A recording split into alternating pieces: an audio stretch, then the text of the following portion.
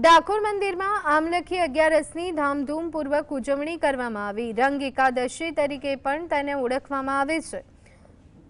રાજાધિરાજ શ્રી કાળિયા ઠાકોરના રંગોત્સવનો આજથી પ્રારંભ થયો અને મંદિરને રંગીન રોશનીથી સજાવવામાં આવ્યો। મંગળા આરતી બાદ કાળિયા ઠાકોર વિવિધ રંગોથી ફાગણનો ફાગ રમતા દર્શન આપ્યા હતા। તેમજ ભાવિક ભક્તો પર પણ રંગોની છોડો ઉડાડવામાં આવી। ભગવાનનો વરઘોડો પોતાની ગંજીમાં જઈ અને સોનાની ખુરશીમાં બિરાજમાન થયો હતો, જ્યાં કાળિયા ઠાકોરના નાના સોનાના ગોપાલ લાલજી સ્વરૂપની આગતા સ્વાગતા કરી અને પૂજા આરતી કરવામાં આવી।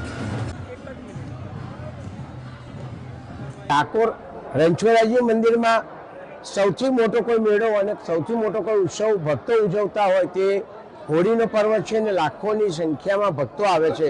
તો કહેવાય કે એકાદશીથી પૂર્ણિમા ફૂલડોળ સુધી ભક્તો ભગવાન સંગ અબીલ ગુલાલે રંગે રંગાય પોતાની શ્રદ્ધા આસ્થાના આશીર્વાદ પ્રાપ્ત કરે છે।